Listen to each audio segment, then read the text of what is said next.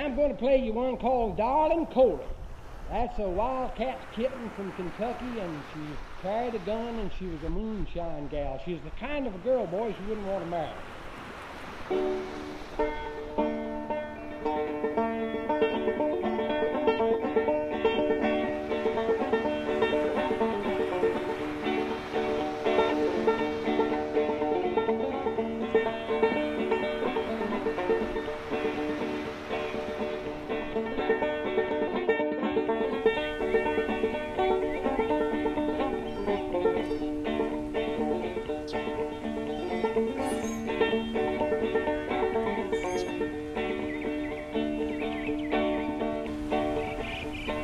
First time I saw Darling Cola, she was standing on the bank of the stream.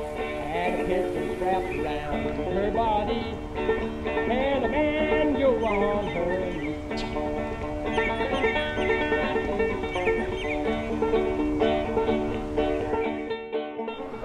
It's the reason it's not so busy days like this. Cold, windy, wet, but you still have your avid fishermen that'll come out. You may see one or two dressed fully in their gear, you know. But it's because this place is such a popular place. Busy is busy. It's been busy even since I was a child. It's been a busy place because of the area, I think.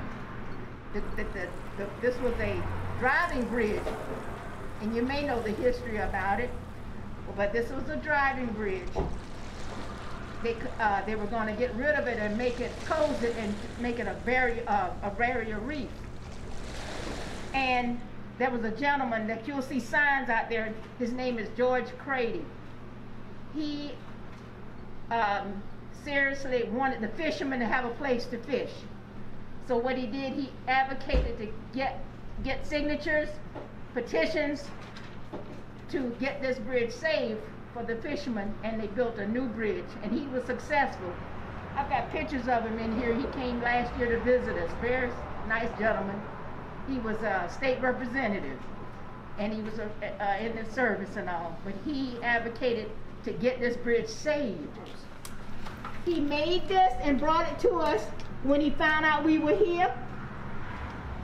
Isn't that neat? I was in tears when this man because we wanted to meet him.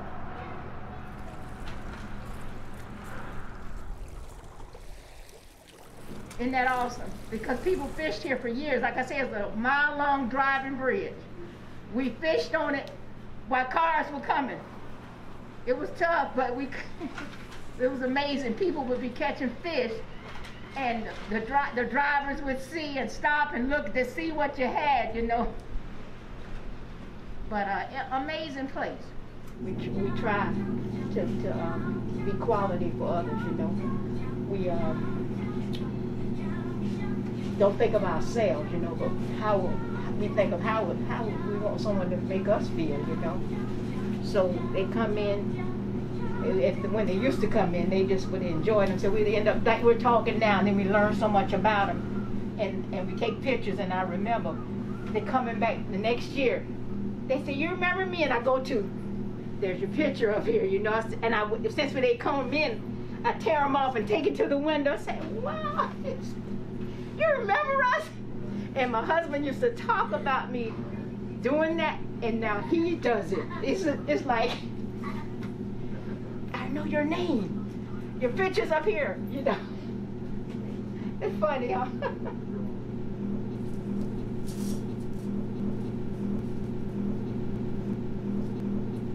Yeah. You see our little fiddler crabs in here. You might smell them.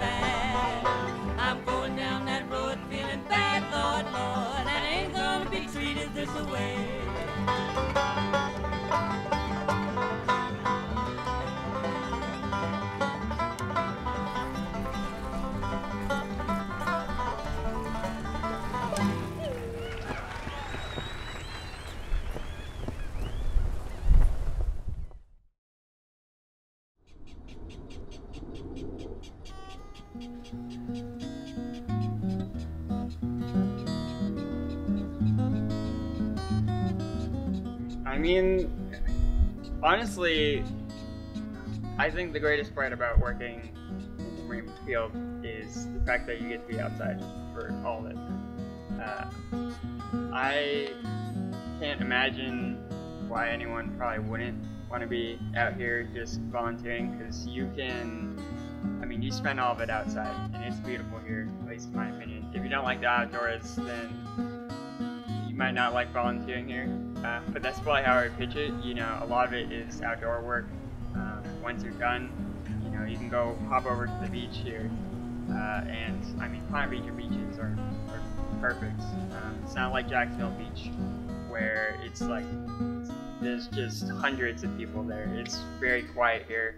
It's very nice to be able to just volunteer here, spend your time outdoors, do something good for the environment, and keep it, you know, as clean as it is right now. And then you can just go and have fun out at the beach right across from here.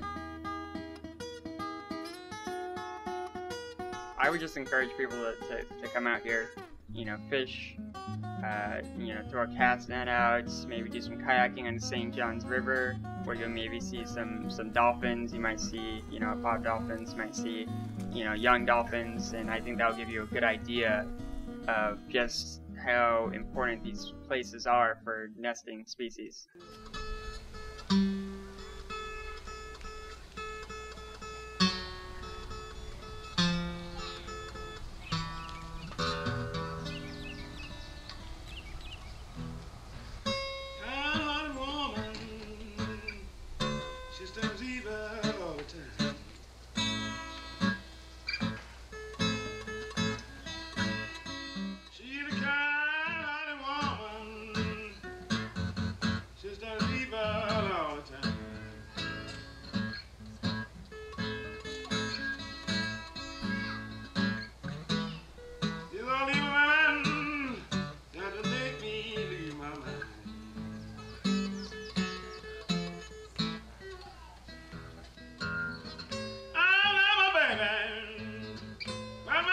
She don't love me.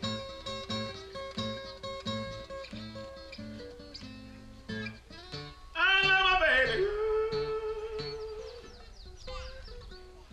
My baby, she don't love me.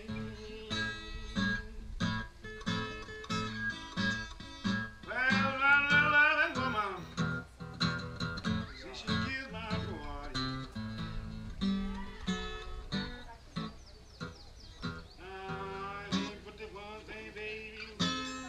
Your daddy thing.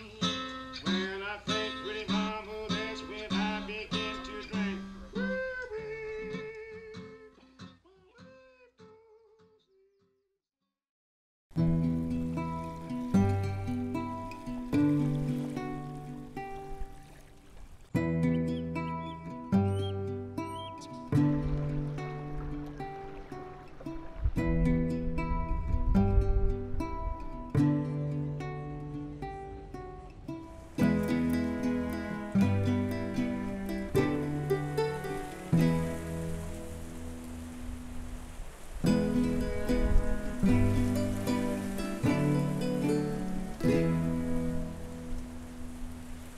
Right here is Balana Beach, North Beach, I guess they call it. I do like St. Augustine Beach too, but this is my happy place. I mean, this is, I'm, you know, been here my whole life.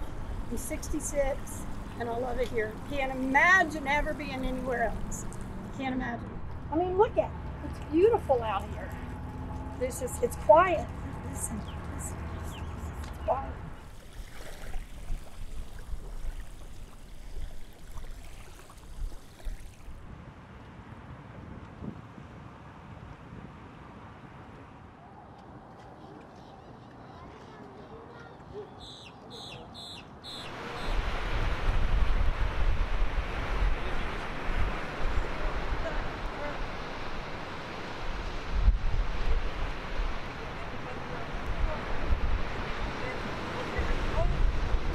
Yeah, so the place that you see damage at this fort from hurricanes and just high water events is along the seawall here. And the seawall was built up when the United States military had this fort. So that was the 1800s. And it hasn't had any major maintenance projects since then. It's had little, you know, little things here and there. So that actually is one of our big maintenance projects that we are currently in the process of fixing up. One of the big projects is that the tides, especially in November, are starting to undermine the seawall, which will eventually affect the building here. Heavy traffic, no parking. In summertime, when the beach is full, we get a thunderstorm. You see 5,000 of them trying to get over this bridge, so if you got to go somewhere, you can forget it. I moved over here to get away from that 20 years ago,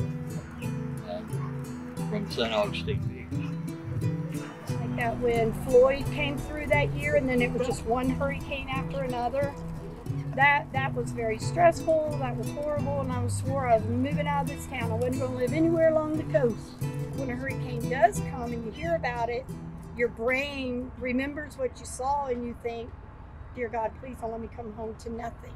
You know? Hurricane Matthew pummeled America's oldest city, St. Augustine, dumping more than 9 inches of rain and causing widespread flooding. More than half of the city's 14,000 residents chose to stay, some of them now trapped in their homes and businesses by water. How many kids are in there? This man can be seen standing on the steps of the Casablanca Inn. 20 people were stuck inside. There's no Porpoise Point anymore.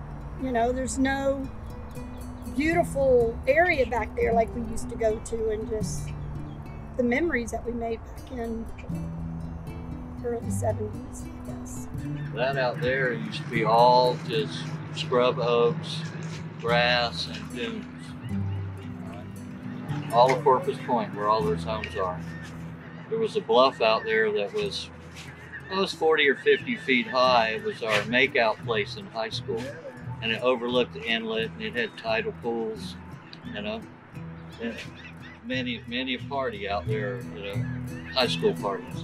Yeah, because I used to actually walk that, and the road, you had a road that went this way and then a road that went back this way, and now there's nothing there now.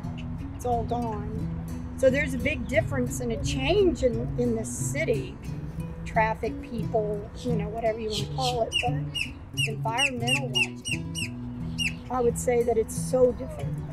100,000-year-old dunes cut in half that are 25 feet high, and everyone's beach walkways swept away, you know, twice. Yeah, we're definitely seeing higher tides than we have in the past. It overtops the seawall a lot more often now than it has in the past. I think a lot of folks are relatively informed already about the Castillo in general, so that's not necessarily an issue. It's just federal versus state regulations that's becoming a little bit of a conflict there, but not a big deal.